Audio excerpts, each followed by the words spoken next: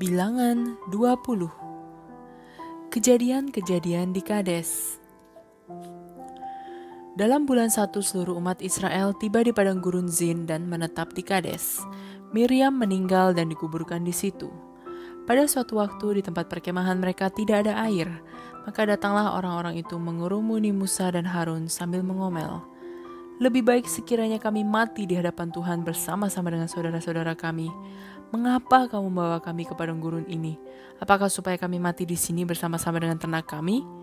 Untuk apa kamu membawa kami keluar dari Mesir ke tempat sengsara ini yang tidak bisa ditanami apa-apa? Di sini tak ada gandum, tak ada pohon ara, anggur dan delima, bahkan air minum pun tak ada.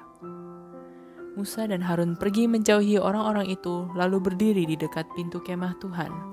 Mereka sujud, lalu cahaya kehadiran Tuhan menyinari mereka. Tuhan berkata kepada Musa, "Ambillah tongkat yang ada di depan peti perjanjian, lalu engkau dan Harun harus mengumpulkan seluruh umat. Di depan mereka semua, engkau harus berkata kepada bukit batu yang ada di situ, supaya memancurkan air. Demikianlah engkau mengeluarkan air dari bukit batu itu, supaya rakyat dan ternak mereka dapat minum." Maka pergilah Musa mengambil tongkat itu seperti yang diperintahkan Tuhan.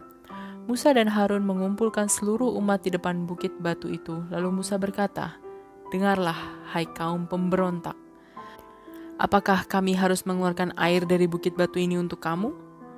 Lalu Musa mengangkat tongkat itu dan memukulkannya pada bukit batu itu 2 kali. Maka mancurlah air dengan derasnya, sehingga semua orang dan ternak bisa minum.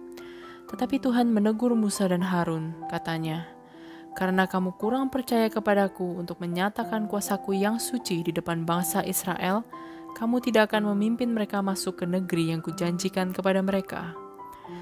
Itulah mata air Meriba. Di tempat itu orang-orang Israel mengomel terhadap Tuhan, dan di situ juga Tuhan menunjukkan kuasanya yang suci kepada bangsa itu. Raja Edom tidak mengizinkan bangsa Israel lewat. Kemudian dari Kades, Musa mengirim utusan-utusan untuk menghadap Raja Edom. Kata mereka, "Kami dari suku-suku Israel yang masih ada hubungan saudara dengan tuanku. Tuanku mungkin tahu kesusahan yang menimpa kami. Nenek moyang kami pergi ke Mesir dan menetap di sana bertahun-tahun lamanya. Leluhur kami dan kami diperlakukan tidak baik oleh bangsa Mesir. Dan kami berseru kepada Tuhan minta tolong. Ia mendengar seruan kami dan mengutus seorang malaikat. Malaikat itu memimpin kami keluar dari tanah Mesir. Sekarang kami berada di Kades, sebuah kota di perbatasan wilayah tuanku. Kami mohon kiranya tuanku sudi mengizinkan kami melalui negeri ini. Kami dan ternak kami tidak akan menyimpang dari jalanan dan tidak akan masuk ke ladang-ladang atau kebun-kebun anggur. Kami tidak akan minum air dari sumur-sumur tuanku. Kami akan berjalan di jalan raya saja sampai kami keluar dari daerah tuanku." Tetapi orang Edom menjawab, "Kamu tidak kami izinkan melalui wilayah kami. Kalau kamu nekat, kami akan menyerang kamu." Orang Israel berkata, "Kami akan berjalan melalui jalan raya, dan kalau kami atau ternak kami minum airmu, kami akan membayar. Kami hanya ingin lewat." Orang Edom berkata lagi, "Tidak boleh." Lalu mereka keluar dengan tentara yang kuat untuk menyerang bangsa Israel. Maka orang Israel berbalik dan mencari jalan lain, sebab tidak diizinkan orang Edom melalui daerah mereka. Harun meninggal. Seluruh umat Israel meninggalkan Kades lalu tiba di Gunung Hor di perbatasan Edom. Di situ Tuhan berkata kepada Musa dan Harun, "Harun tidak akan masuk ke negeri yang sudah kujanjikan kepada bangsa Israel. Ia akan mati karena kamu berdua telah melawan perintahku di dekat mata air Meriba. Bawalah Harun dan Eleazar anaknya naik ke Gunung Hor. Tanggalkanlah pakaian Harun dan kenakanlah pada Eleazar. Harun akan mati di tempat itu." Musa melakukan apa yang diperintahkan Tuhan. Musa, Harun, dan Eleazar mendaki Gunung Hor disaksikan oleh seluruh umat. Lalu Musa menanggalkan pakaian Harun dan mengenakannya pada Eleazar. Di puncak gunung itu Harun meninggal. Kemudian Musa dan Eleazar turun kembali. Seluruh umat mendengar bahwa Harun sudah meninggal, dan mereka semua berkabung untuk dia 30 hari lamanya. Bilangan 21. Kemenangan atas orang Kanaan. Arad adalah sebuah kota di bagian selatan negeri Kanaan. Ketika raja kota itu mendengar bahwa orang Israel datang lewat jalan Atarim, pergilah ia menyerang mereka dan menawan beberapa orang di antara mereka. Lalu orang Israel berkaul begini kepada Tuhan, "Jika Engkau memberi kemenangan mutlak kepada kami atas bangsa itu, mereka dan kota-kota mereka akan kami tumpas sampai habis." Tuhan menerima permintaan orang Israel dan menolong mereka mengalahkan orang Kanaan. Maka orang Israel membinasakan orang-orang Kanaan itu serta kota-kota mereka. Lalu tempat itu mereka namakan Horma. Ular dari tembaga. Kemudian orang Israel meninggalkan Gunung Hor dan mengambil jalan yang menuju ke Teluk Akaba untuk mengelilingi daerah Edom. Tetapi di tengah jalan bangsa itu habis kesabarannya dan mengomel terhadap Allah dan Musa. Mereka berkata, "Mengapa engkau membawa kami keluar dari Mesir? Apakah untuk membunuh kami di padang gurun ini? Di sini tidak ada makanan dan air pun tak ada. Kami muak dengan makanan yang hambar ini."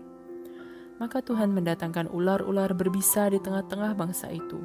Banyak orang Israel mati di pagut ular-ular itu. Lalu bangsa itu datang menghadap Musa dan berkata, "Kami telah berdosa karena mengomel terhadap Tuhan dan engkau. Berdoalah kepada Tuhan supaya ular-ular ini dijauhkan dari kami." Maka Musa mendoakan bangsa itu. Lalu Tuhan menyuruh Musa membuat seekor ular dari logam dan menaruhnya di atas sebuah tiang. Setiap orang yang dipagut ular akan sembuh kalau melihat ular dari logam itu. Maka Musa membuat ular dari tembaga dan menaruhnya di atas sebuah tiang. Setiap orang yang dipagut ular bisa sembuh kalau memandang kepada ular tembaga itu. Dari Gunung Hor ke lembah Moab. Orang Israel berangkat lagi lalu berkemah di kota Obot. Sesudah meninggalkan tempat itu, mereka berkemah di reruntuhan Abarim di padang gurun sebelah timur daerah Moab.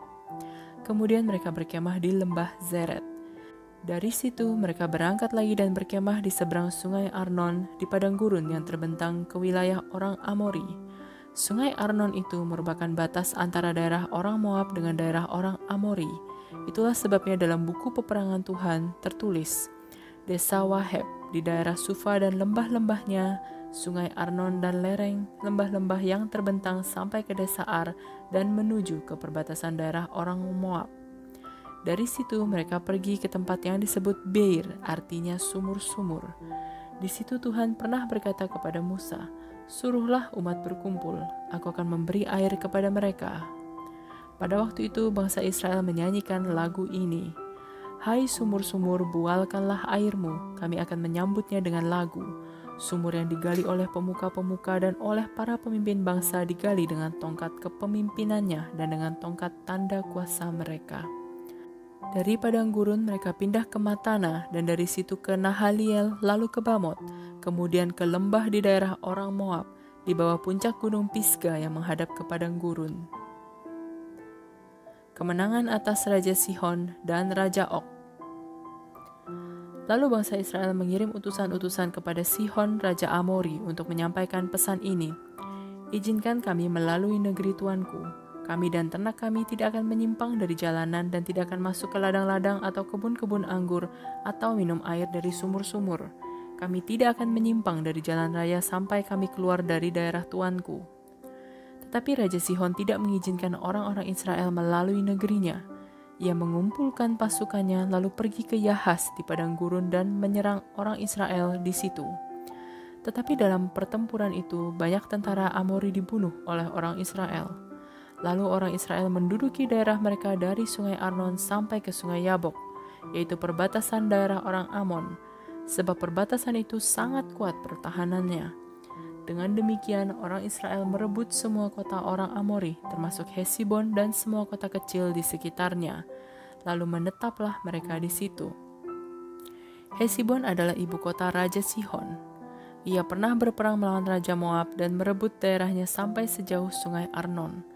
Itulah sebabnya pujangga bersyair begini, "Datanglah ke Hesibon, ke kota Raja Sihon.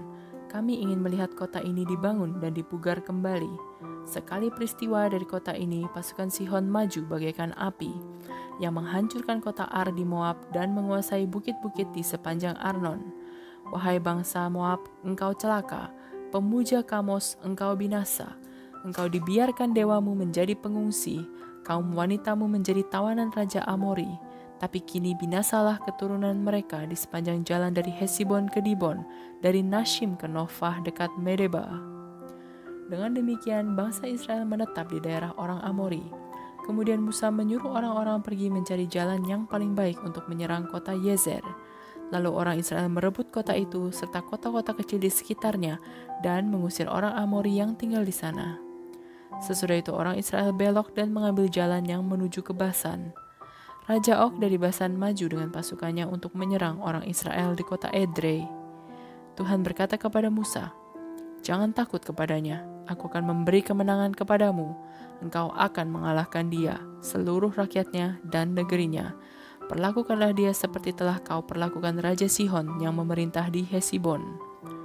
Maka orang Israel mengalahkan dan membunuh Raja Og, anak-anaknya dan seluruh rakyatnya. Tidak ada yang ketinggalan.